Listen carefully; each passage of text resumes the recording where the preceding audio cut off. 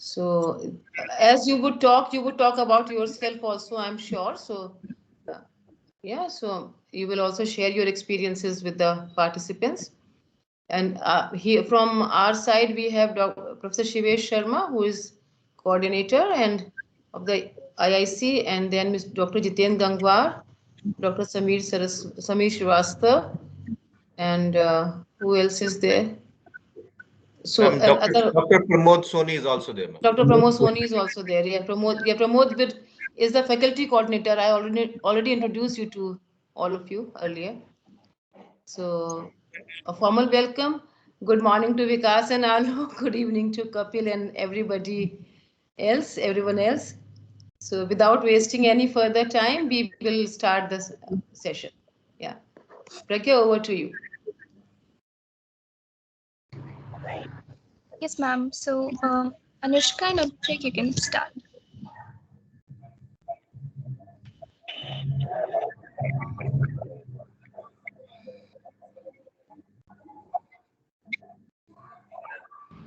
Anushka and Abhishek, can Anushka, you you hear are me? muted. Anushka, you are muted. Unmute yourself. Oh, yes, ma'am. Well, first of all, I'll hand over the for the introduction to Abhishek, sir. Yeah.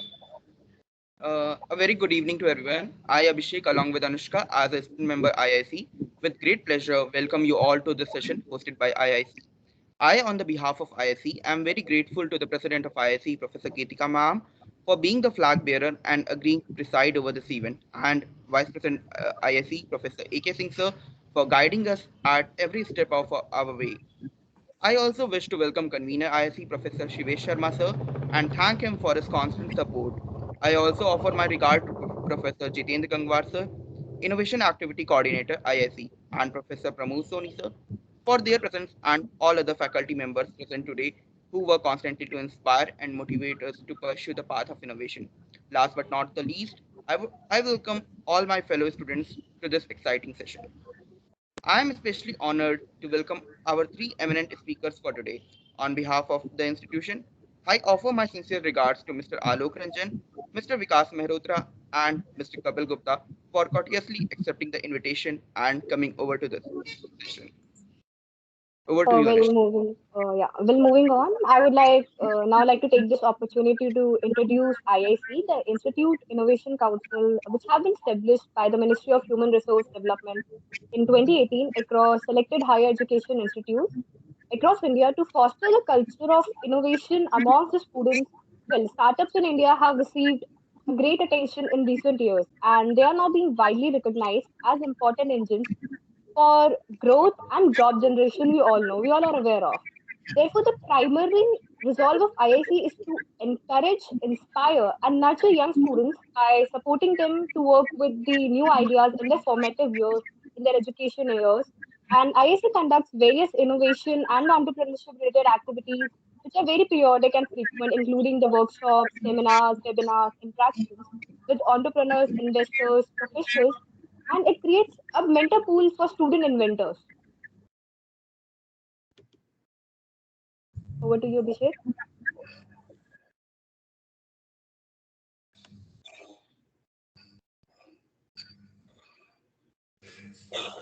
Now I would like to invite President IIC Professor Ketika ma'am to share her insights. Please, ma'am. I've already spoken, Abhishek. I think will start the discussion. Okay. Sure, ma'am. So getting started with today's session, we have three inline topics to on the floor for the discussion, and the first topic of the session will be process of innovation development in technology readiness level. The second topic on the floor for discussion will be commercialization of lab technologies in tech transfer, and the third topic for discussion would be entrepreneurship skills, attitude, and behavior development. So, in the absence of info, we tend to leap to the go scenario. This session would definitely help us achieve clarity on what is known, what is exaggeration, and what is a mere speculation. So, here is the format which can give you an idea of what to expect at the end of the session. So, we will take a few moments for each of the panelists to briefly introduce them and then tell about the background in the industry. Then we will kick off the conversation, asking questions, drawing out some of the high level themes and trends we should be thinking about. And then at the end, we will open the floor to give you an opportunity to ask questions which you think can navigate you to the upcoming opportunities. And I can totally assure you that our esteemed speakers will provide you with plenty of inspiration, expertise, and insight during this session. So let's get started with the panel introduction first. Over to you, Abhishek. Okay. Now I would like to take this honor of introducing the first speaker for the today, Mr. Alok Ranjan. Mr. Alok is the founder and CEO Future Today Inc., Happykids and Fawesome. He graduated from our prestigious institution MNIT Allahabad and later earned his MBA from Columbia Business School. His company Future Today is a market leader in premium ad-supported video publishing platforms with more than a decade of experience assisting content producers with distribution and monetization for their videos content across all the major OTT platforms. Their channels are scattered throughout genres such as movies and TV, kids, and lifestyles, and they have a robust portfolio of iconic entertainment brands such as Happy Kids, Fearsome, and iFoods.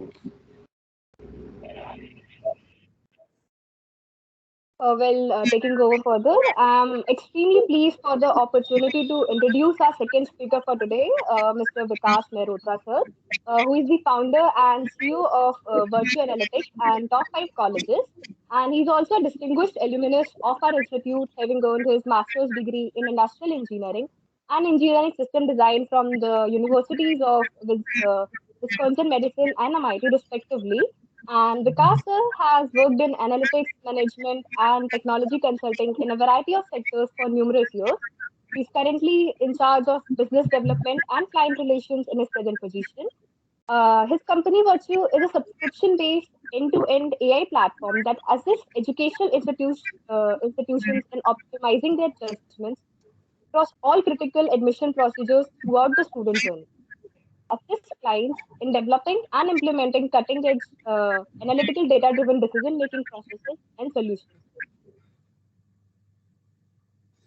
Moving on, I am honored to welcome and introduce our third speaker, Mr. Kapil Gupta, currently serving as the Managing Director of Kundan Lal and Sons since 1998. His company Kundan Lal and Sons is dedicated to manufacturing and exporting a great range of automotive sprockets, automobile gears, and spline shafts, as well as remarkable and comprehensive selection of spare parts that meet international standards. Kundal Lal and Sons has established itself as one of the India's leading providers of motorcycle and industrial stock. Thank you, Abhishek. Look forward to speak to all of you, and particularly Vikas and Alok. Good to see you all. Yes, so we look forward for your comprehensive insights as well. So let's get right into with our first question for the panelists and our audience. So basically, starting with the first topic, that is uh, individuals or members of a social system regard innovation as a new concept, activity, or object that is perceived as better than the old or the existing one. So, what do you think? Where do new ideas come from? The new idea development, and what factors are at play for their development? Over to you, Alok, sir. All right. So I like simplicity. So start writing maybe. The number one thing with entrepreneurship is about simplicity. So you asked a long question. I've only heard part of it, but I guess you asked about where the new ideas come from. Is that right? Oh, yes, sir. Okay, good. So see, entrepreneurship is all about making things simple, understandable, and then expanding on it, right? So the new ideas, it comes from you know. And how does it come? It comes with certain personality trait you have and the atmosphere, the environment, the society you live in, right? So the number one skill you as a student should have is curiosity. Curiosity is, in Hindi, they call it jigyasa, right? You know, curiosity. Curiosity is all about trying to understand how are things happening. It can be, you can go to a tea shop and say, hey, how the tea shop works. You know, if you can understand that very well, you can start a Starbucks. So in everyday life, we keep around, moving around, we do these things all the time, and we throw these big words, you know, but end of day, people are just talking. Very few people have deep understanding of how things work. And as an engineer, all of you are actually very well placed compared to average guy in the society. You guys are engineers.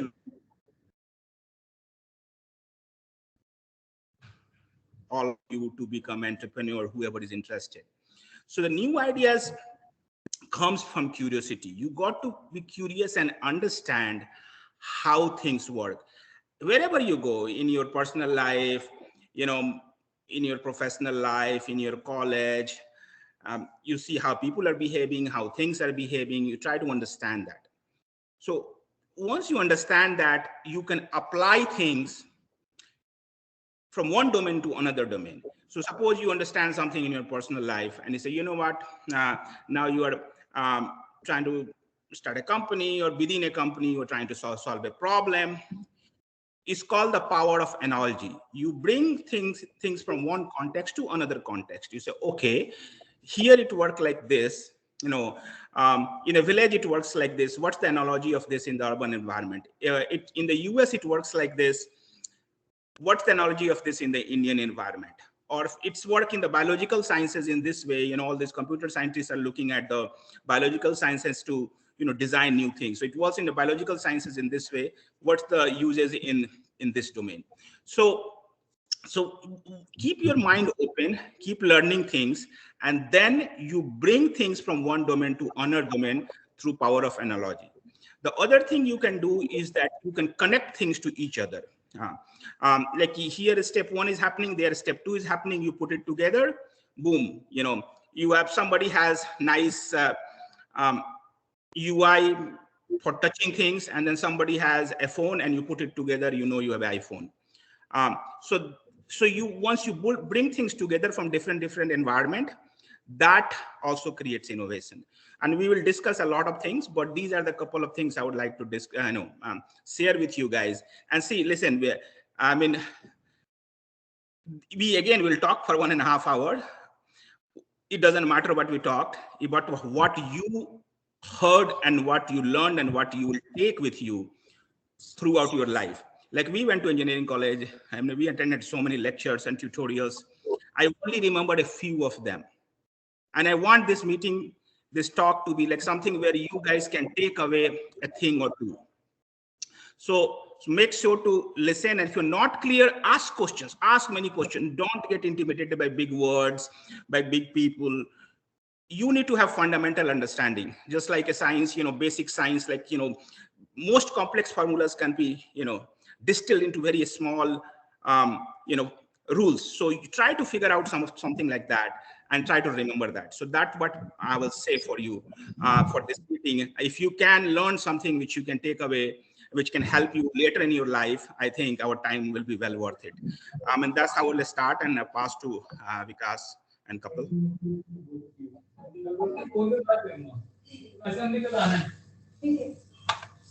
Thanks, Alok. And I think, yes, very important.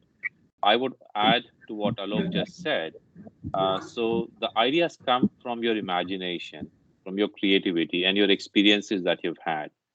I think we have all the tools to really formulate something out of some of the customer experiences or customer issues that we see at large. And always, if you're thinking, okay, if I would have done something differently, can I really solve this problem? Then going back to what Alok mentioned, that you try, once you imagine something, once you experience something, and if you're passionate about solving that problem, try to go deeper and deeper. And as you go deeper and deeper, you'll see that you are able to take that problem to a next level, right? So, and that's what successful entrepreneurs do. And it's not just entrepreneurs. You see innovation in academia. You see innovation everywhere, right? So the base of innovation is expanding on your creativity, imagination, utilizing all the tools and resources that you have, and furthering that analysis so that you can go deeper and beyond others. So I'll pop it over to Kapil. Thank you, Vikas.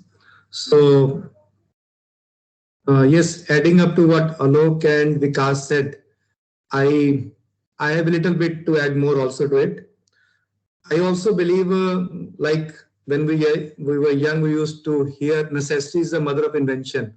So yes, I guess necessity also comes there when you want to innovate, when you want to have something new.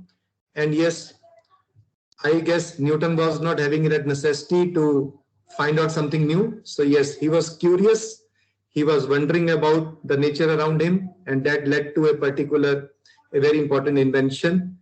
And other than that, there is one more factor which I would like to say, that is dreaming. That dreaming about the future, which of your imagination, as Vikas has said, that adds to the innovation.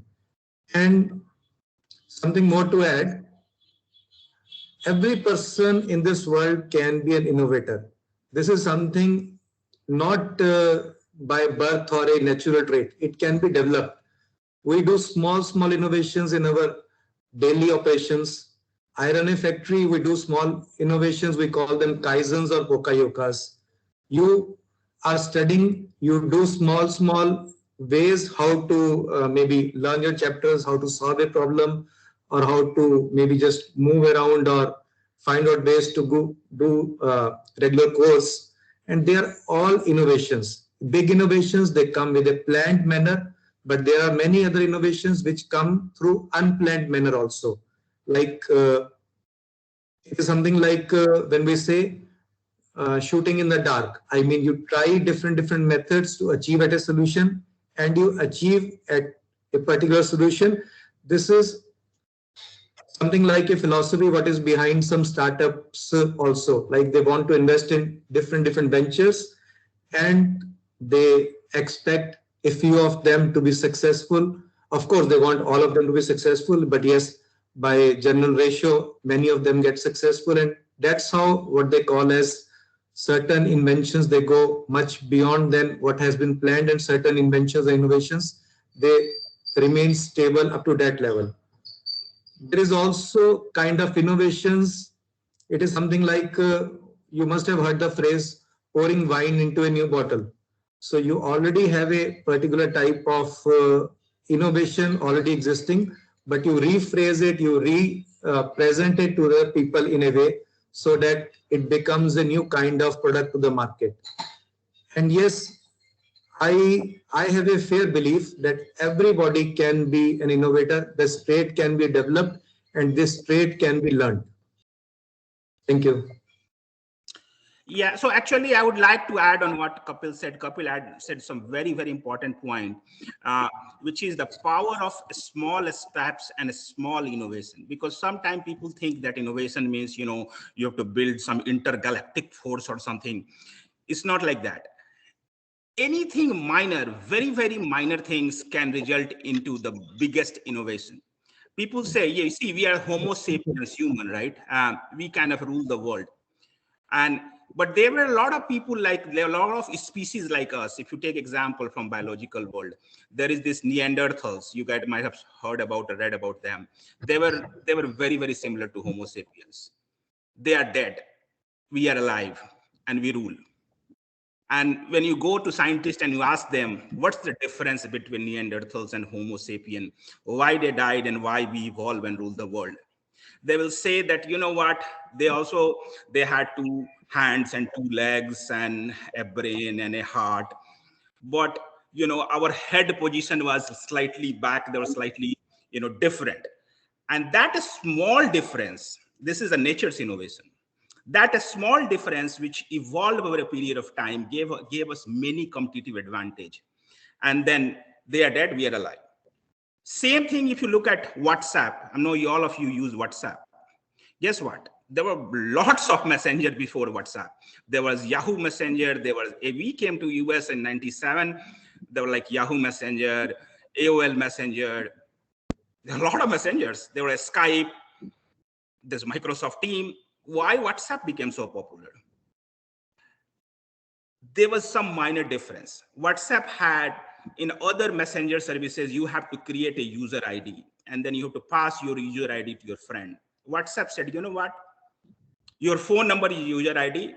All your other phone contacts are your friends. That was the main innovation. All other technology, was already available and being used in other services, and over a period of time they evolved. But that was a very insight which happened at a particular moment. The reason I'm giving this example to you guys is that you should not feel like, you know what, as a student, you know, I have to do some PhD, then I will do some innovation. Innovation you can do right now. You just have to think through, simplify the problem, what's happening in the world, and then figure out some solution. And that can happen, any one of you can do it. So this power of small innovation can make big difference. So that's something to take away and remember. Yes, thanks, Alok. But there is something interesting you also said. The biggest innovation has been by chances only. It is not generally by choice. This whole nature, this whole idea of life on earth, this is by maybe a chance. And this innovation, it has flourished so well. So innovation by chance, it comes almost, I mean, it is something which you cannot explain or which you cannot teach. And it comes to people like us also. We come across many such small ideas and suggestions, or maybe some thoughts in our mind which bring us to make a difference in our lives of us or maybe around us. And they are small innovations, yes, and they may be big also. I agree, a couple. So thing is here, things are happening all around us. Still, it requires you to put your brain, and that's why the curiosity comes in. You see, Yes. the antibiotic was, discovered, right? It was not innovated. It was discovered by chance in the lab that, okay, so, we sent this James Webb telescope, and they are going to look at 14 billion years back, not in forward, back, to just see things. So things are happening around us. Everything you need is kind of happening around you, but you need that curiosity, you need that perceptive mind to catch, because the innovation might happen next to you, you'll not realize, you'll not catch. So still it takes you to go and understand that, as a couple mentioned, is happening all over us. You have to apply your brain and catch that, and then you can use that in your business or your day-to-day life to make a human life better, I guess. Perfect. Yes, Well, so be curious, be imaginative, and be passionate about solving a problem. And I know I'll just quickly touch upon a couple of other things where I know the topic was process of innovation, development, and technology readiness, right? So having an idea, but it takes a lot of effort after that, continued perseverance to bring that idea to fruition. So, okay, back to you. And I know you want us to move on to the next topic now, right? oh no, sir, I was just extending this part only. I was asking Oh, your sure. question. Okay. Oh, go You can ahead then. Go continue. ahead with your question. So basically, just now we talked about chances and not by choice, about the simplicity, going beyond the horizon, and creativity, and being uh, that curiosity is omnipresent. Innovations are omnipresent. So extending to this, this is one side of the coin. But in your opinion, what is the entire process of innovation, including its feasibility and application, including decision making? Over to you. First, yeah, so uh, personal experience, or maybe just right. Innovation would be something where you come up with an idea and you're not able to sleep through the night. You're just thinking about it the next several days, and you're thinking you have sudden surge of energy and you want to do something about it, right? And then you jump and you write to people, and then you formulate, you do some analytics and see if this is viable for the market, and you reach out to others who can guide you into how you want to basically be able to solve this, and you're reaching out to people who will potentially buy this, and you are looking into how you're going to build a prototype and so on and so forth, right? Um, so the process uh, starts from that, having that vision. And at times you'll always hear about founders vision. Founders vision is very hard to replace, and largely because that's the genesis, right? That's what actually got the thing started. And as a founder is thinking, they're thinking about what else can be done, what can be overlaid, and how you can build upon it, right?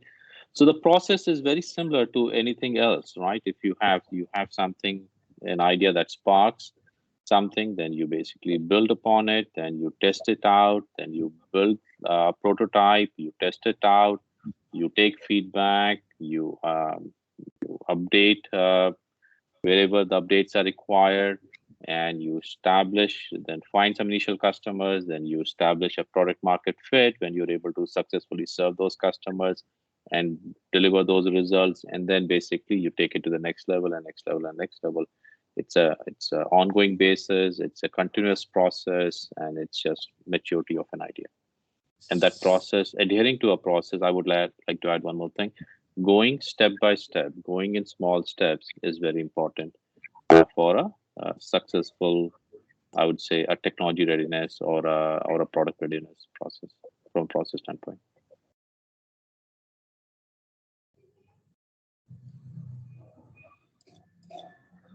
Okay, may I? Yes, sir. We would also like to know your views on that, Kapil sir and Alok sir. Yeah, thank you. So it means, I mean, the whole process of innovation. The whole process of innovation, I mean, it starts with an idea that you can make a difference to your life or maybe the life of people around you.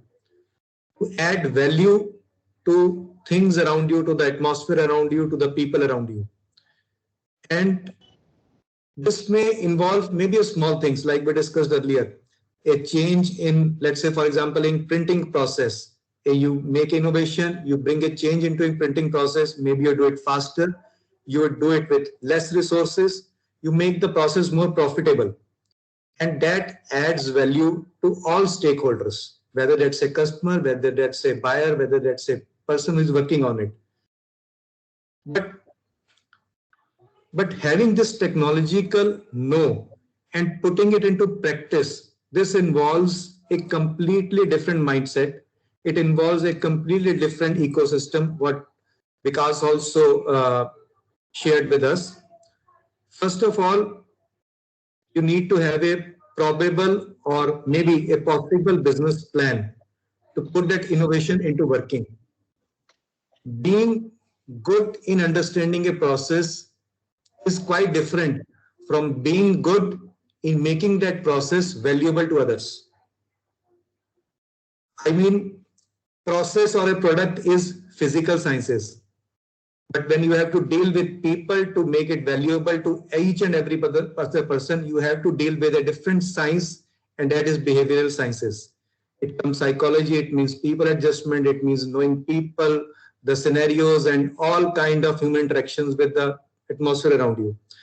And then you have more things to learn, systems like maybe cultural systems, social systems, political, financial systems, economical, judicial, cross-border systems also, even competition also, what's available in the market.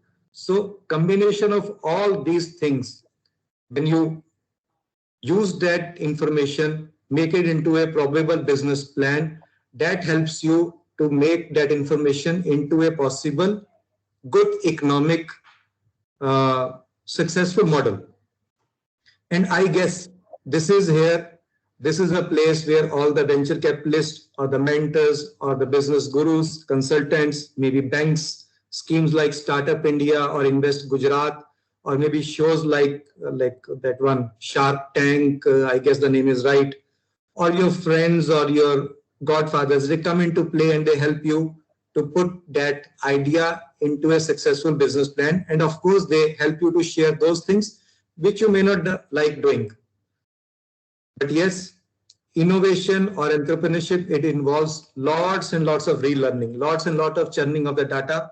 Every day you have to come with a new thing. You have to see all the pros and cons, and you cannot just go by a defined pre-existing model. That is very difficult to incorporate. That is very difficult to immaculate, copy. But every day for entrepreneur, it's a new day to try out new things.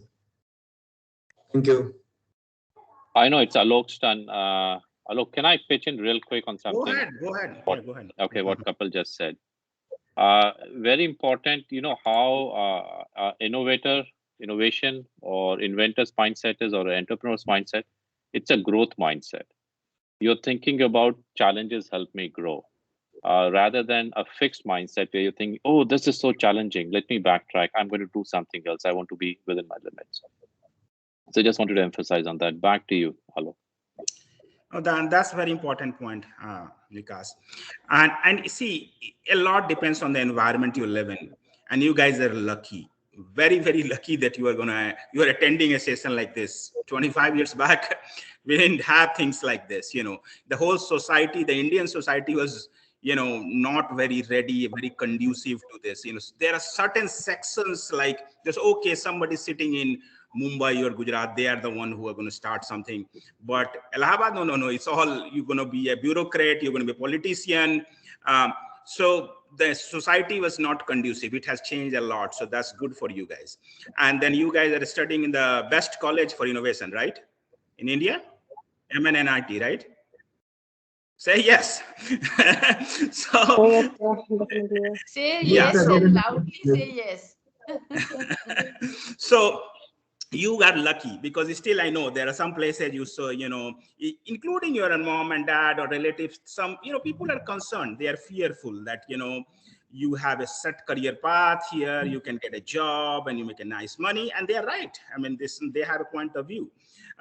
But if you want to innovate, you need the right environment. So society starts from the society. If the society appreciates that, okay, somebody is innovating, they're starting company or building a new product, society needs to appreciate that. The society has traditionally appreciated a stability, conservative, that kind of attitude. So that's changing. So that's one of the difference, quite honestly, which I had, because when I came to US, the society is all about entrepreneurship here. Everybody's like, oh, we're going to start a company. If you go to Silicon Valley, that's even more there. There are a lot of, so society is number one. Universities, they all are like, you have this, here in the US, this is going on for a long time. University promote innovation, they promote technology transfer. University actually owns a lot of patent. They all have stocks in the companies, so they are of that mindset. So that if you have that, is great. If you don't have it, try to find a place where you have it. Like, your city may not be appreciating it, but you have a college which is appreciating it. So you find the right environment, because that gives you the right kind of motivation. So that's the overall environment you deal in. And then you need to have a lot of, as Vikas said, self-belief and growth mindset, that you know what, it doesn't matter where you came from, whether you're good with English, whether you're good with creativity, it doesn't matter. You can build those skills. So that's the second part. And then it's about creative problem solving.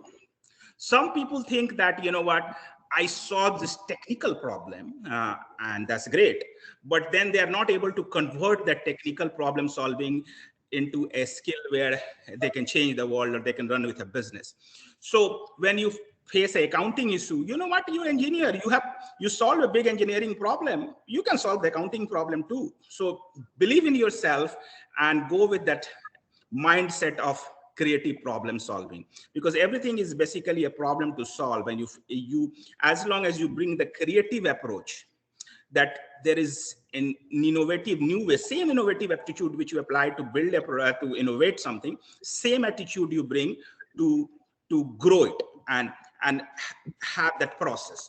So right environment, right mindset, and then everybody's journey is different. Because achieved in a different way, I did in different way. Everybody has a different way of doing it. So there is no fixed formulas, but having great friends, right group, if you have a business partner, you can discuss with them. That helps in bringing out a lot of new ideas. You can build on each other ideas. Or if you have a guide or a mentor or advisor, they can help you in building on each other ideas. And as you grow, there are people outside who will come to help. Be judicious about them.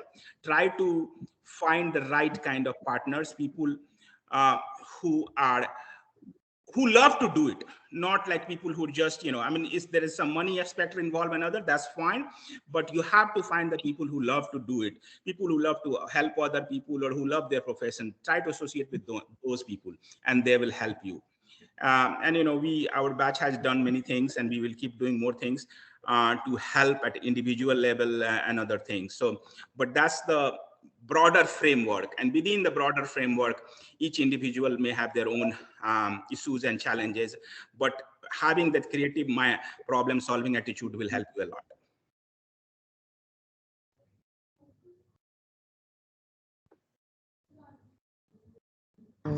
Moving on to the next question, I think. Before that, I would request everyone that if you have any question, please put it in the chat box or raise their hands. We will let you ask the question. And moving on to the next question, and talking about basically innovation in organizations, basically. Yeah. So the organization's innovation process is basically anchored by the innovation structure. The innovation structure establishes a responsibility based innovation process. Who is looking for idea, who decides their followers, who decides ideas further, which ideas are followed up within the established R&D structure, and which ideas require different teams due to the type and degree of the innovation, which hierarchical levels must be included in the different development stage. I want to know your perspective, all three of you, basically, on the organization's innovation and entrepreneurial process, basically. Sure. So to recap, you're asking, once you have an idea, and just trying to simplify the question here, what is the process and how you go about, right? And there's no Yes. one answer there, right? It depends from the stage you are in, the process that it is. For the most part, once you have established that initial product and you've had traction and it's in the marketplace and you're finding some success with that, then you move to the next stage, which is ongoing, continual improvement. Now, a lot of that, and Alok also briefly touched upon it, in this journey, you will find people who are around you, who will come and support you, who will provide some ideas. Or you can also listen in to your clients and your customers, what they're looking for, and build the product, or build secondary product, or build extensions to your product based on what the market requires, what they're looking for. Now, and I'll quickly touch upon the team structure because you brought it up as well. From a team structure standpoint, my thought always is, if I'm working on something which is more innovative, which has not been released to the market, picking up a small group of team members who are going to work on that, right? And generally, the team members also are of that mindset that they are the one who are creative enough, who can bring in a lot more diversity in thinking around that product. And then you basically go back to that initial process, which I briefly spoke about, and you take it back to the market, you reach out to your prospective clients, you show it to them, you take their feedback, and then you make enhancements wherever you need to. And if it is meaningful, it basically gets released. One last thing which I would also add to this is that always recognize the power of innovation. Your main product could be Amazon, but your byproduct was AWS, which is even more successful, right? From a margin standpoint, from an EBITDA standpoint, right? So this ongoing process that you undertake, often leads you into things that you didn't think about initially, but they just come up. So the process, also you have to maintain that discipline around that process. Never take any shortcuts. Never try to basically bring out something which is incomplete, because it will be shot down. It will not stand the test of the time. And if you basically determine that this is something that you want to go after and you want to build something around it, you should have the right intentions and you should do it with sincerity, because the results could be very rewarding. Yeah, so thanks, Vikas. This is so Vikas already covered a lot of things which you wanted to say about the process, but you also mentioned within your organization, so I'll cover that part. So within an organization, see, this is very important, because end of day, only some of you will start their own company. A lot of you will go and join an organization, right? But it does not mean that's the end of entrepreneurship or innovation. Within an organization, you can innovate and you can do a lot. Like, Sundar Pichai, he is the CEO of Google. He didn't start Google, but when he joined, he did a lot of things on Chrome and Android and other things. So that led to the growth of the company. Next thing we know that he's the CEO. So don't think that you have to start your own, to innovate. And within organization, even within government, there are scientists, there are people who do things. Army, Navy, everywhere there is innovation going on. It has challenges, as you mentioned, that is structured and there is policies. So there is always challenge. But if you have that mindset and then you discuss with people, you will find your place. Because, as a government has more challenges, private sector, some of them are more open, some different. Some companies are really, they have built the infrastructure for that. They've built the organization for that, that if you are innovating, they give you a special assistant like Google, as a big company, it helps you a lot. So different companies have different environment. So it depends on that. But if you have that mindset, try to express that with people around you. And right now you guys are in college, but you go in a job, bring out ideas. Usually, and try to, what happens, people sometimes bring out random ideas where you run into issues with organization. What you need to do is that if you are part of organization, you go on your first job and you have something innovative in mind, try to connect that with the company's goal. See what the company does, or what company plans to do in the future, and see how your ideas can connect with that. Once you have that, then, your boss or boss's boss, always, obviously you talk to your boss all the time, but maybe you have one level up access, express those. They are more likely to appreciate that, especially if you connect that to the company goals.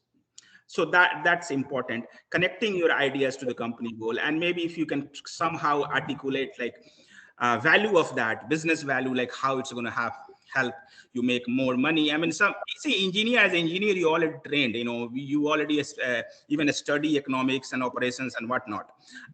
You're already trained to do a lot of things. So don't get intimidated by business or stuff like, oh, I don't know accounting, or I need to be a chartered accountant to do. No, this is basic, how much money you made, how much profit, that's basic. You all have mathematical mindset to achieve that. So leveraging that is important. So again, within your organization, you can do a lot. That's what most of you will do.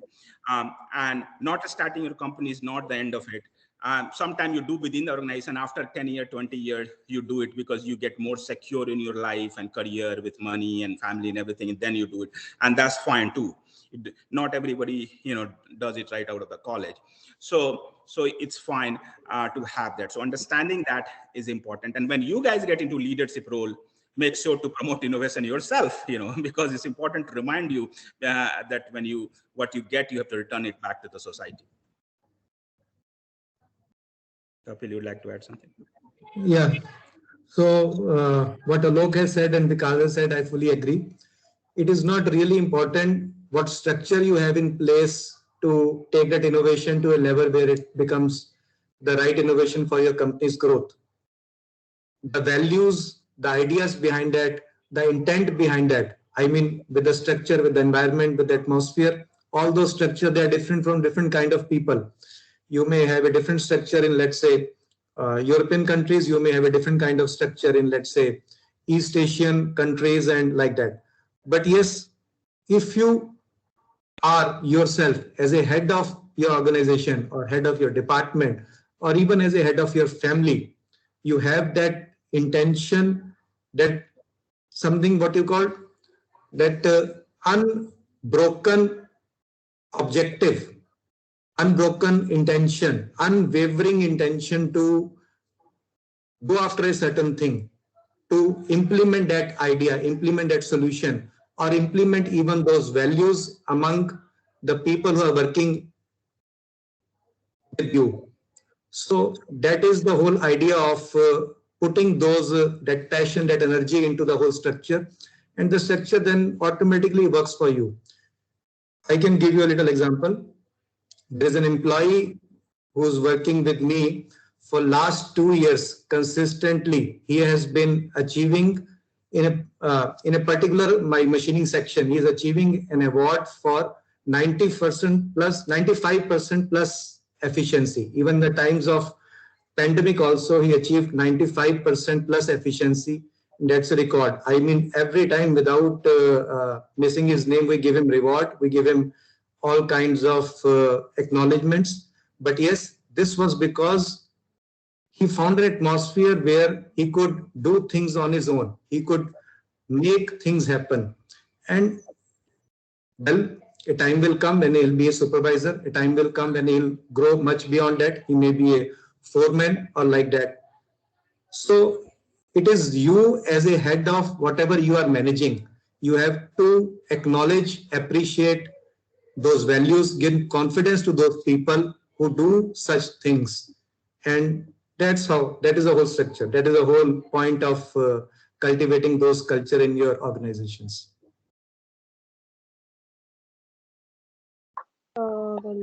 Thank you, sir. Thank you for such thought-provoking statements and comprehensive details and insights. Totally. It was all about, first of all, we discussed about innovation and the process and its structure in an organization. Well, now let's shift the gear towards the technology part. So I have a very basic or fundamental question arising for this technology part. Before that, I'd like to, place a story which actually intrigued me to ask this question. So there was this situation where every refrigerator in the home contains a motor that drives a compressor that condenses a liquid. The gas refrigerator was a superior alternative of what was used earlier. It had no moving parts and was robust and didn't make a sound. By 1930, a prototype of both the type of refrigerators had been built. And one may anticipate that the gas refrigerator, which was a superior alternative, may have dominated the market due to its numerous advantages, but it didn't work. The key reason was the General Electric Motors Kelvinator and Westinghouse significant R&D investment in the electric refrigerator.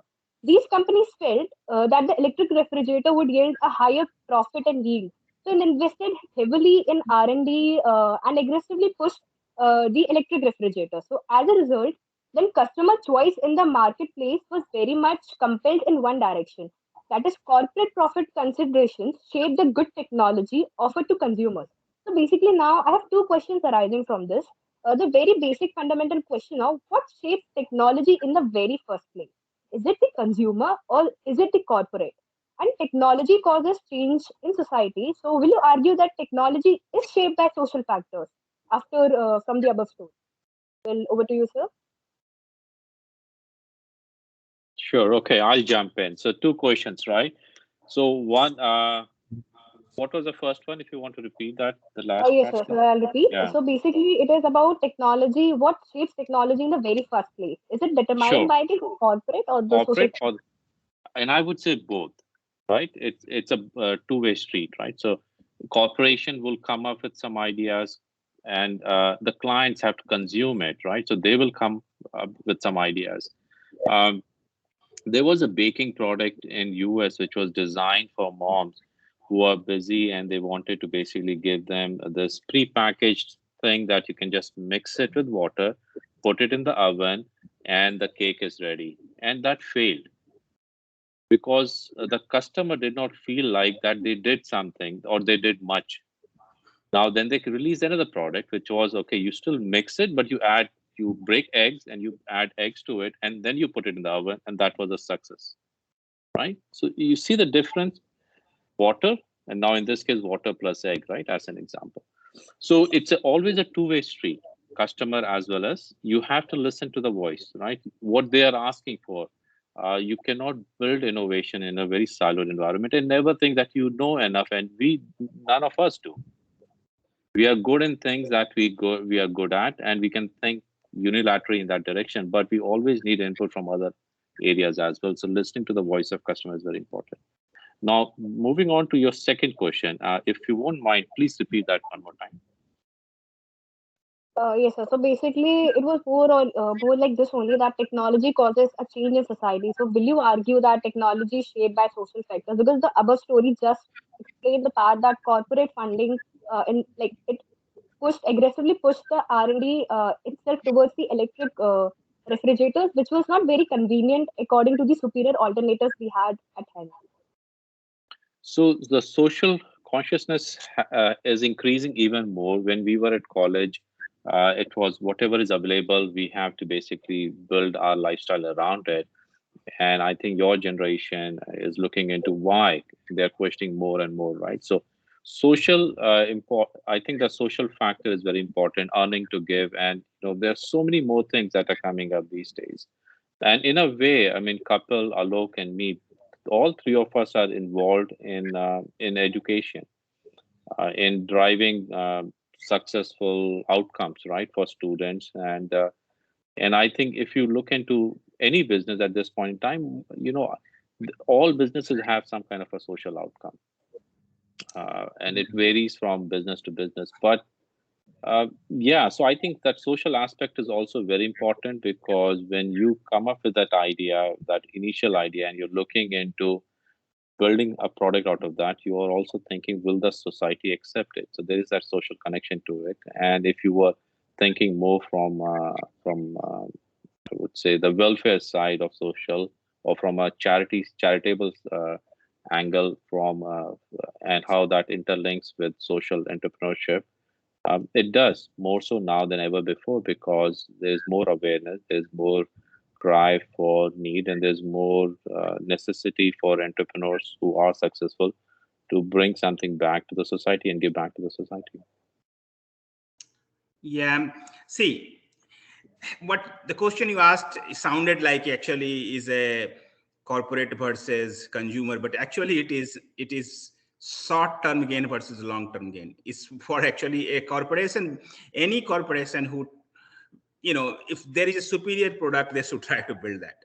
If they don't, they are not the only guys who are going to build it. There was time, like maybe when 1920s or something you're talking about, where the corporation had that much power. Nowadays, Facebook is big, but within a year, some other WhatsApp comes, and and they have to buy them for so much. Somebody else can innovate. So innovation has become more democratic now. It's even much harder for companies to control. They may be able to do it for a short term, a year, 2, 5 years, but substitute products will come, competitors will come. So a corporation is much better off trying to build a better product for long term. That is not for, they're not doing for consumer, they're doing it for themselves for long term. Otherwise, and they can have both. They can have long term thing going on while they're doing something short term for a couple of years or 5 years, which a lot is happening in India right now. So that's that. And as a consumer, people go with what they sometimes they don't know what they want. Sometimes they don't, like, nobody knew that iPhone is what they want. It came, right? So sometimes you have to see things and then you adapt to it. So both of that aspect is involved, but you have to ask question to yourself, right? If we don't want to get into this is an ethics question, we can discuss it, but what is message for you as a student is that if you find yourself in that position, you have to remember that lesson, and you have to remember this discussion, that I will do the right things for the long term, which is good for the company also. Because if you just try to say, it's just good for society, company, then the company will not accept it. So what you have to do is you have to position in such a way that you create this win-win situation. Like electric car, electric car is happening now because the cost is higher, but car is good for the environment, good for society, so people are doing it, and government is helping in that process, right? So you have, and at certain point the solar power or electric car, they become so, at a certain point they become so cost effective, that's what they become the main. So you don't stop all selling other cars, or you don't using other power, but you also plan a long-term strategy. So as an entrepreneur, I don't look at creating conflict. That is for the political scientist and ethics guy. They can sit in the TV and debate. What is for us is to figure out a approach to solve the problem and create this harmony, create a win-win situation between different stakeholders. That can be a corporation, consumer, a stock market, everything. So you have to create the harmonious situation where you find out the right thing and do the right thing and balance out the short term with the long term.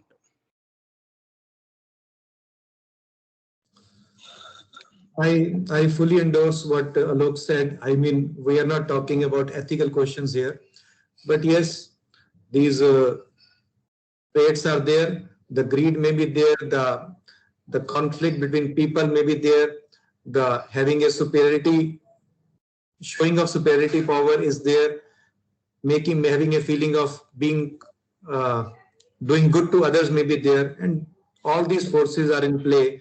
We cannot just imagine we cannot just discuss upon what is right or wrong or like that. But yes, technology has to adapt to the social position of the people, because if people, they don't find it acceptable to them in their way of living, that is a very radical change sometimes, and people don't accept it. And the examples given by Alok, they're quite right. And even yes, technology itself brings a change, economical change, financial change, or social change, cultural change in the people living around. So it's a mix, and I mean, all they go together. It's a matter of time only. It's a matter of adjustment and individual preferences, how they go for it. We cannot make a call on that, what is ethically right or wrong. Only history tells us that lesson. That was a very insightful talk, sir. And my next question too will be basically like that is more related to the second topic basically, and that is how would you define or characterize technology transfer, and what approaches might improve technology flows between developed countries and emerging markets? All right. So first of all, you should ask one question at a time. You guys have always ask two questions at a time. And right at the beginning of this, I told you that you try to simplify. So lesson number one, don't remember anything and just remember one thing. Simplify, simplify, simplify. Okay. I can remember five. It's not a problem. Problem is that you have to, once you're building something, you have to build it for masses. You know, like this meeting has so many people, it's different people, audience things. So you have to specify things in very, very simplified way. Okay. So the technology transfer, it all depends what kind of technology it is, what kind of, there is so many things variable. It can be a complex mechanical thing. It can be a software program. There's certain things are much easier. Certain things which require patents and trademarks. Certain things are just an idea. So it varies widely. Okay. So I don't know what's the context for this. Don't ask question just for, what is the context for it? But suppose, I'm going to assume that MNNIT has a program that you have, you build something in the lab, just for example. Okay, so you build something, now you want to bring it to the real world. Okay. So traditionally in the US, what universities do is that universities has figured out that they are great place to generate ideas, phase one job, like basic science, but they are not great at, consumer marketing, branding the product, selling it. That's not their job. They are more interested in intellectual pursuit and stuff. So suppose you have something and you patented it, and the university patented it. I'm advisor to a company which did some innovation with university. So suppose the university patented it, or you patented it, or it was. So usually what you do is that you create a small company or something, and then university can have some stakes in it, and you can have stakes in it, and then you work together in trying to grow it. So that then there will be venture capitalists or banks or whoever helps in growing that. Right? And it's always about, don't try to start fighting right in the beginning, right? Oh, I want bigger piece. And it's always making the pizza pie bigger. That's the say. So you're much better off having 5% of a $100 billion company than 50% of a $100,000 company. So it's as Vikas mentioned in the beginning, it's all about growth mindset. Entrepreneurs have growth mindset, and universities also have to adopt that growth mindset. And any business is what they say, 1% idea and 99% hard work. Okay. So some people think, oh, some idea has come, going to change the world. Oh, my idea changed the world. It takes a lot to really make it practical and change the world. So idea is still kind of very early stage, and it will take a lot of effort. So understanding that is going to take a lot of effort, and you're much better off trying to get a smaller pie in a much bigger pizza than just try to fight in the beginning. So once you have that approach and you're clear that it's all about growing, working together and growing, there is legal ways, your accountant can help you, can structure a company, you can divide the ownership between people, and then as more and more people come and participate, they can get ownership, and you keep growing like that. But there is any particular question, something we can always advise, later, but that will be a general approach.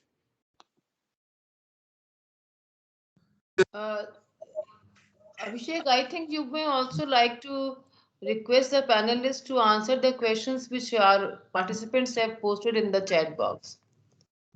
Yes, Right? ma'am. We'll take that. Yes, Anushka. Because I think, Kapil, you have to leave early. I can wait for a couple of minutes. Okay, so I think audience's answers can be asked first, put up to the panelists Yeah, first. sure. We'll have to talk to them. Yeah. Surely, ma'am. Anushka, please read them out to the panelists so they can answer, okay? Yes, ma'am. So taking up the questions by the audience. So the first question is by CV Mohana. Sir, how to deal with failures in entrepreneurship journey? It's a part of life. So yeah, I mean, again, that growth mindset. Failure is an opportunity. You're not thinking it's a failure. You're thinking it's an opportunity to get better. And you will fail multiple times before you succeed. Then everybody. Yeah, look, please. No, you go ahead. Yeah, everybody must have heard the story about Edison. He tried 999 times to make a filament for electric bulb. And then he said, I know 999 elements which cannot make it. So I'll go for the 1000th one. So try again, be persistent. Determination is what is going to take you there. Yeah, I mean, I just add the same thing. It's all about perseverance. They call it, curiosity and perseverance. Perseverance is what will keep you going. Failures will happen, and that's part of learning. Failure means you know that this is like a bhool bhulaiya, right? You go there, and then this road is blocked. You come back and you try the next one. So you got to have that perseverance, and you need to have this optimistic attitude also. That what, hum honge kamyab. So you got to have that. Okay, this didn't work, I'm going to try the other one. There's no point in getting disheartened. There is no point in feeling frustrated, because it's not going to add to, those are natural feelings. They may come momentarily or temporarily, and that's fine. Let your feeling come and go for an hour or two, but then you come back and so let me try again. And there are a number of ways. In English they say, in America, there's a number of way to skin the cat. When I learned this is not British English, skin the cat. So basically there are a number of ways to achieve your goals. So if one way failed, you try a different approach. Sometimes people just keep trying the same thing again and again. Try a different approach, and that's where you discuss also with your business partners, your advisors, and other people. Sometimes you might have a much simpler way to achieve that, and you might be adopting a complex way. That happens a lot. So just bringing that fresh perspective, take a break, take the fresh perspective with help of others, and discuss, and hopefully you'll get a breakthrough. So if I may ask, has the question been answered satisfactorily, or there was some different angle to the question? Because I feel this is a very generic question. Yeah. Mona, would you like to ask anything else? Or Anushka, you may ask the second question in the meantime. Yes, sir. So we talked about the failures in our entrepreneurial journey. So taking a step back, can you mention about how to leverage existing college resources and other resources which are present at hand as a student? Well, you have a lot of brain power if you think about being at a university. Libraries, your teachers, right? Your professors, your peers, your friends. You're writing a code on data science and you're struggling, you can just send a messenger to somebody else and he'll basically give it to you.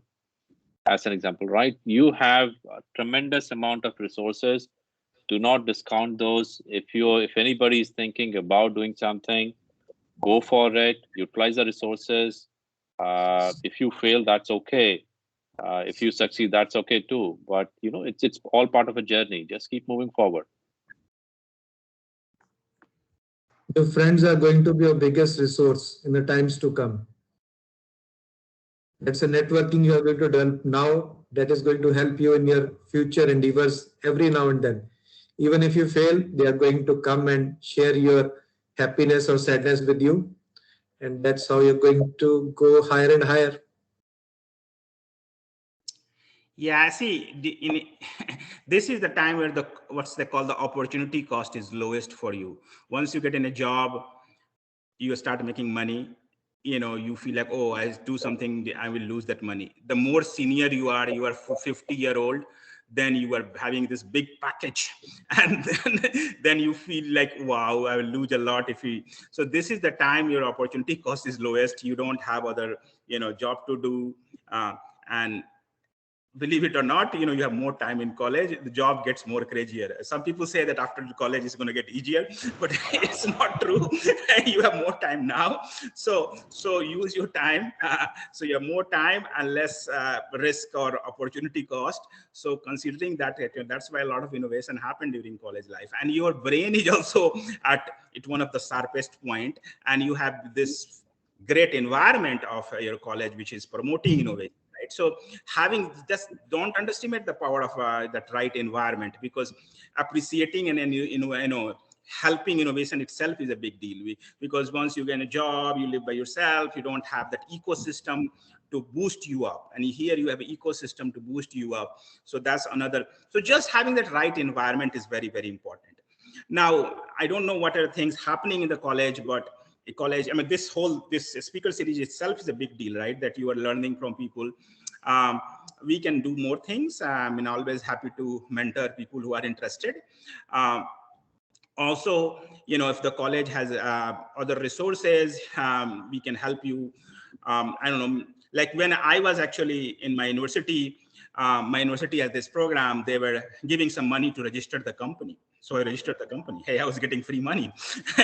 So it helped a lot, because sometimes what happens that the smaller steps, we talked in the beginning about the smaller steps, that one smaller step you take in one direction, and then you keep taking more steps. So I registered a company, so I thought some more, and I thought some more, and more things happened. So anything, like attending this session, if it can boost you up, motivate you, that will go a long way. So just leverage whatever you get. You don't people, entrepreneur path is not like set in flowers or something. There will be there will be issues, there will be bottlenecks. You have to figure out your way. But as long as you keep moving, things will happen. And sometimes, you'll get unlucky. You talked about failures, but don't underestimate the power of luck also. You might hit a jackpot. So stop worrying about failures and start dreaming about jackpots. You will keep moving, and then some lucky thing will happen. Like IBM gave the contract to Bill Gates, and next rest is history. So lucky things keep also happening. So rely on that, and that will be motivating you further. Well, thank you so much, sir. So the next question we have from the audience is, at what stage one can decide that you need to go for full time for working on a product and quit a corporate job? Very difficult question to answer. And there's okay, and Alok touched upon it, right? Your degrees of freedom will vary. Once you're off, you have a job, you have family responsibilities. Let's say you get married, you have kids, their education, right? There are a lot of things. It's not an easy decision. Easier path would be you have a job and you work simultaneously, or the easiest part would be that you give it all to the company that you're working for. Drive with your passion, because your passion is going to drive success. It's not just entrepreneurial. Sundar Pichai, Alok spoke about Google CEO as an experience, right? So, all right. So coming back to your question, when is the right time?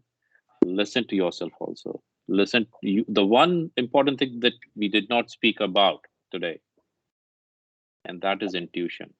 entrepreneurs have intuition. They listen to their intuition. They listen to their gut, right? You will know when the time is right. But do not be foolhardy. Plan, organize, think before you jump. Vikas is right. There is no right answer to this question. It only needs that courage, that vision. And yes, the only right answer is your own gut feeling. You have to take that step. You have to have that courage to do it. Whether the time is right or wrong, only history can tell. But yes, at that moment, it's only you and nothing else matters. Yeah, so see, one thing I would like to add, a lot of people think that entrepreneurs are this risky risk taker people that take this big risk. It's not like that. Entrepreneurs manage their risk. So taking risk and managing risk, so they calculate the break even, they calculate what makes sense. So people, they're not like, oh, I'm going to go to the Mount Everest, so they plan it out. So as we said, this may be a good time in the university right now that you learn and you get ready. You might get in a job, you can still do some things on the side if you like, or keep developing your ideas or business plan. And then you have to calculate, and that's individual, each person, your family condition may be different. That's where different things help, or you might have access to capital, or your business idea may not require any capital. There's so many different factors, but you have to be a savvy risk mitigator, not risk taker. Actually, you have to calculate how to, because nobody wants to lose all the money and come on the road.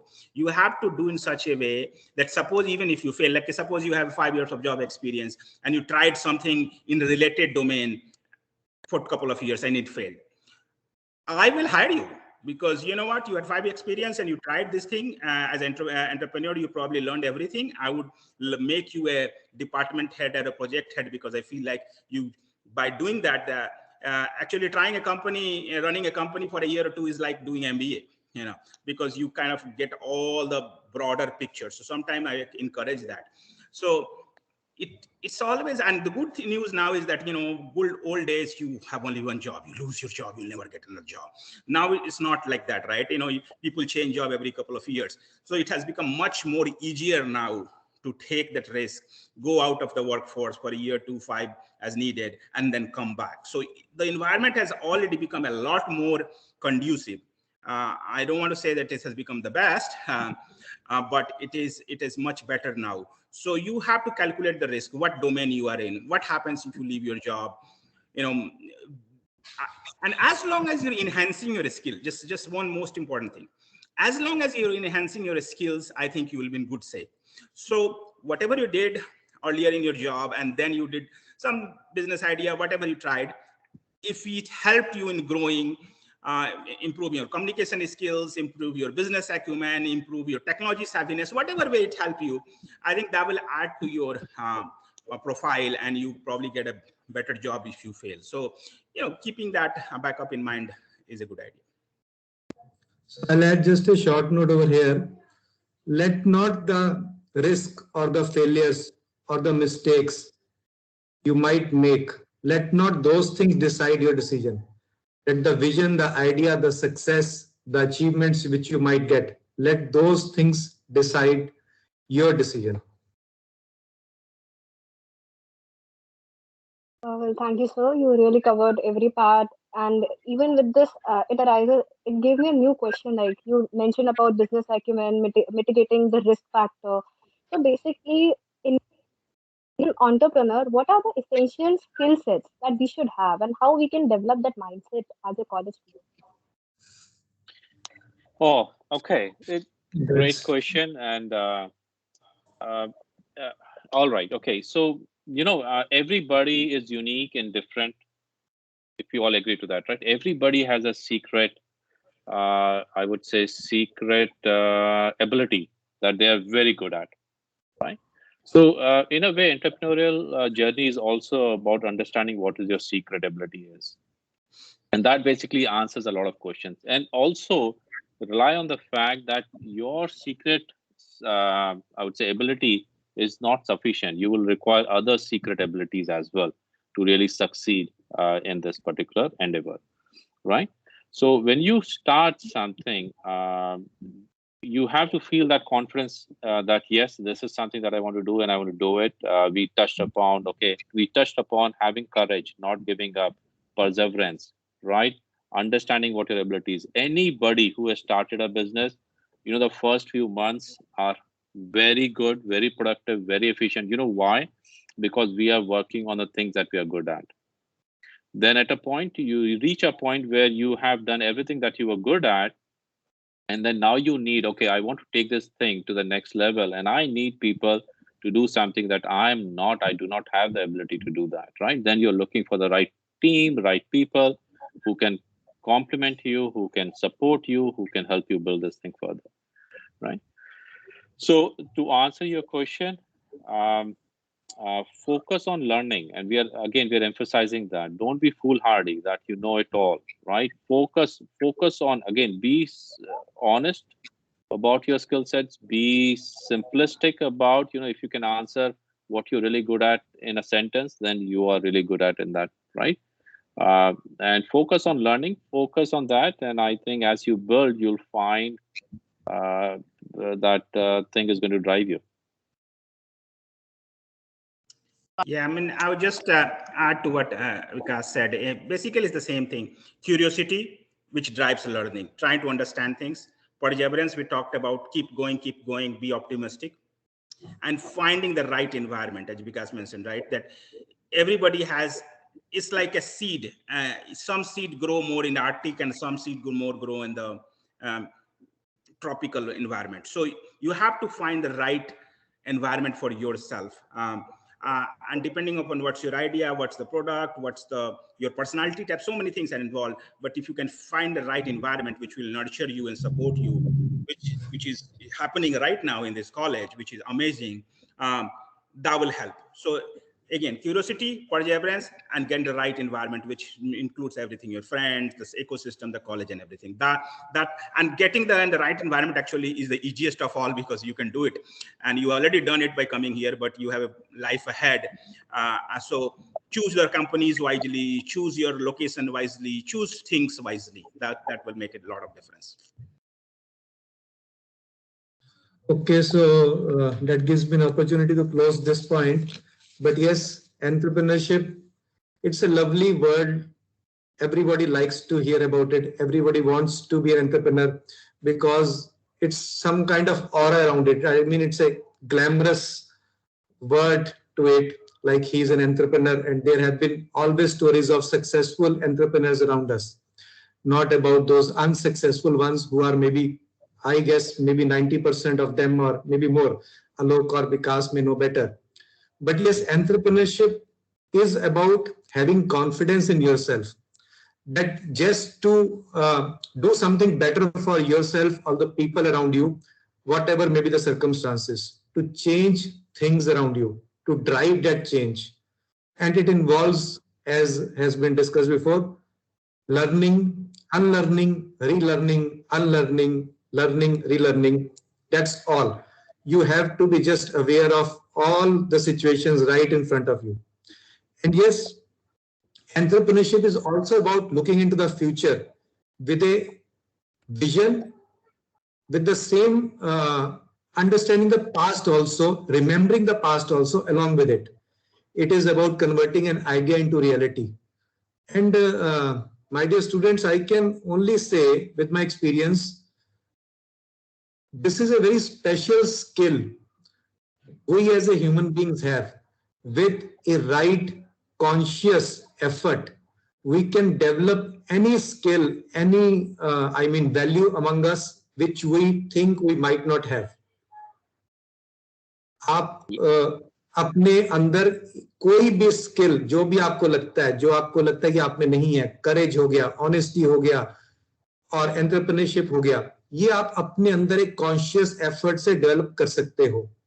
For example, कुछ चीजें आपने सुनी होगी, हजारों सालों से योगा के through Indians ने या और लोगों ने कितनी चीजें अपने अंदर डेवलप की हैं। हम कितने हंड्रेड्स ऑफ ईयर से देख रहे हैं कि स्कूल्स में एक आइडियोलॉजीज बच्चों में डेवलप की जाती है based upon certain social phenomena. उसी तरह आज की डेट में बिजनेस गुरुज या ये जो प्रोग्राम्स हैं या कंसल्टेंसी प्रोग्राम्स हैं, इससे आप कोई भी स्किल डेवलप कर सकते हो। If you think you are not an entrepreneur, let me tell you, if you want to become an entrepreneur, you want to learn the skills, that means you already are. You just need to fine tune those things, and these programs, these different ways, they will help you. Entrepreneurship, innovator, being a scientist, being a footballer or anything, if you want to be best in that, excel in that, it can be done. And that human mind, human body has the capability to do it. Thank you. When I was in final year mechanical engineering at REC Allahabad, I'm in IT. Final year, I wanted to do a project. I wanted to build something. So when you turn a car, right, the headlights, just as steering wheel turn hota hai, the headlights will also turn. So I said, yeah, because when you're going through curvy roads, you're turning the steering, the headlights should be pointed on the right if you're going right rather than straight. And that can help. I didn't have the resources back then to do something about it, right? I didn't have, I mean, I was limited in many, many things. And I still remember that idea. So there's no power to innovative thinking, or I would say there's no, no stoppage. Just keep going. And, you know, life is circles. You go in circle. And after you've been around the corner a lot of time, you understand why, what is happening. And you get used to some of the sentiments or the emotions or the failures, right? So it's just being very strong-willed, being never give up, pursue your passion, and rest will all be easy. Rest all will happen.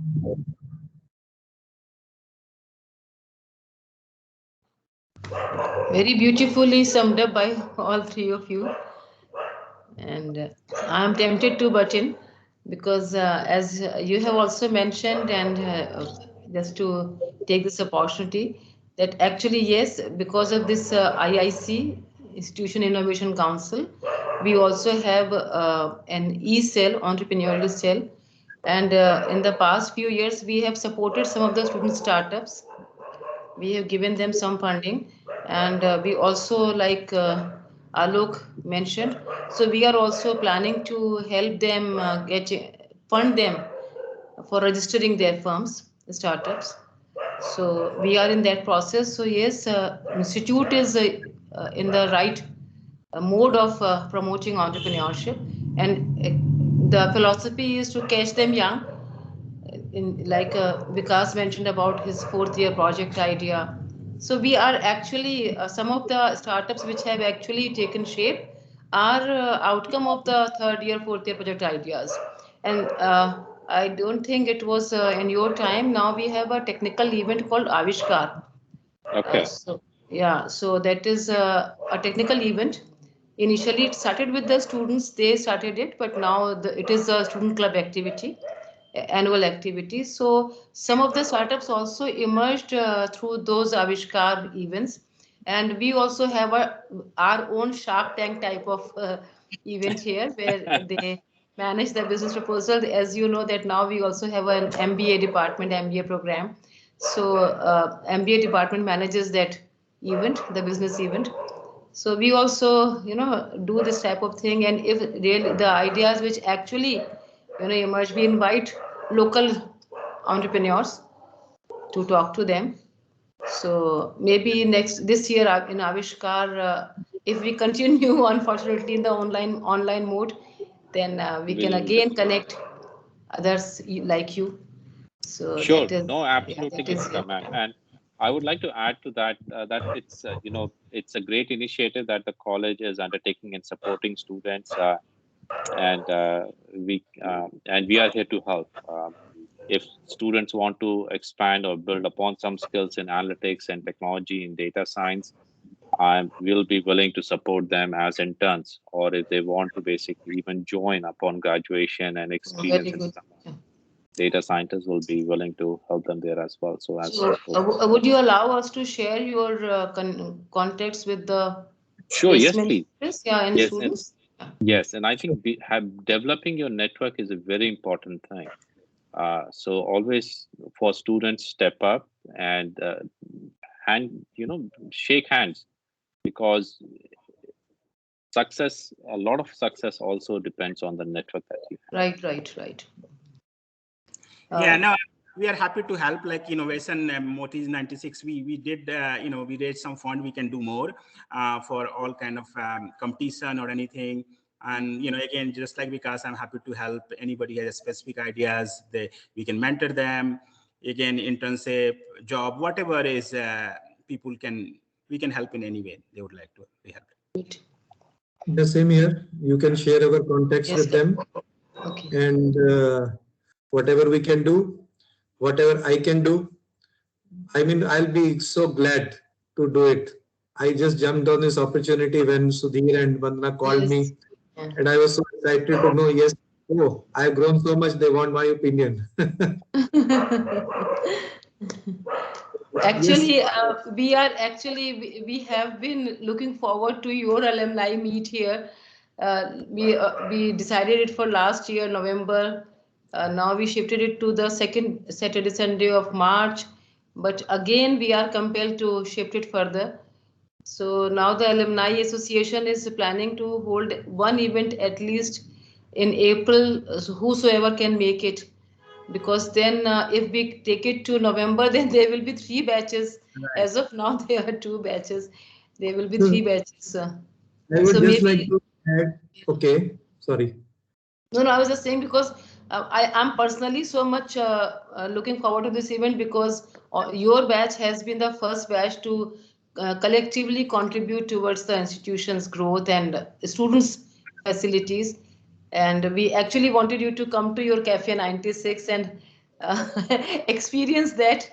So let's see Yeah, when we'll it can do that. happen. We'll come, and we'll also have an innovation meeting there. We'll do some more in person. Yes, your innovation meeting can be held there, right? Some mentoring session and talk, whatever. Right. I believe the honor is all ours. We are in a position to at least contribute and do whatever we can do. So other than running, I just want to add, other than running a company, I'm also running a school over here. This got a strength of 5,000 numbers and one of the best in the city. So apart from that, I'm running the alumni association also of that school. So if any way I can be of any help by the events or maybe the education or maybe my industry, so I will be thankful if I can be of any help. Definitely. Dr. Shivesh, would you like to say something? We really want to thank all the 3 experts for their excellent views as far as these 3 topics are concerned. We are really thankful, and we'll definitely be in touch with all 3 of you. Right? Thank you so very much. We have Dr. Jitendra Gangwar with us. Jitendra, are you there? He is from mechanical engineering and he is into that robotics and this automatic vehicle thing.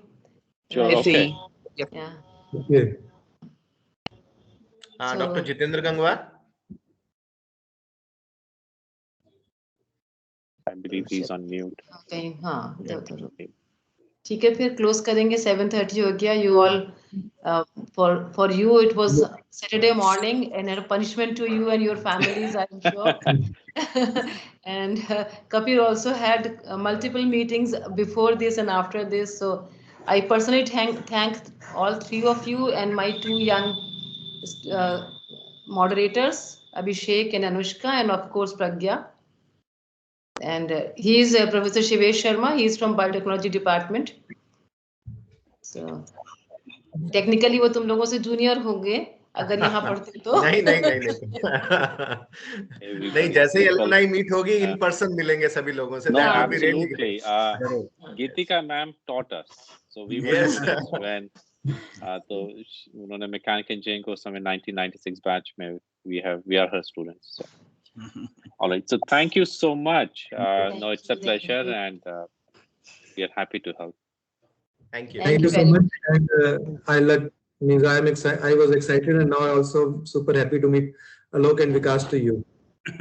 Yeah. likewise. Because I think three of you, Kapil, you particularly met them after a long time. I think I could hear that conversation with Well, virtually I'm meeting Alok after, I think, maybe physically or 96. so I have not met him. But yes, because I guess we have met in Goa, right? No, I missed that. Oh, So okay. I wasn't there. So because Very also I'm nice. meeting after 25 years. Yeah. Thank you so much. Have a Yeah, wonderful thank evening. you, And everyone. Thank you. let us know if Good night. you have any. Good night. Thank you. Bye bye. Thank you. And Bye-bye. Good night. have Thank a you. weekend and thank you and good night. Yeah. Thank you, Kritika ma'am. Bye. Okay. Bye. Thank you, Anushka, Abhishek, and Pragya. Thank you. Yes, good Thank you, And sir. Pramod and Thank you so much. Pramod also. Pramod, are you there? Yeah.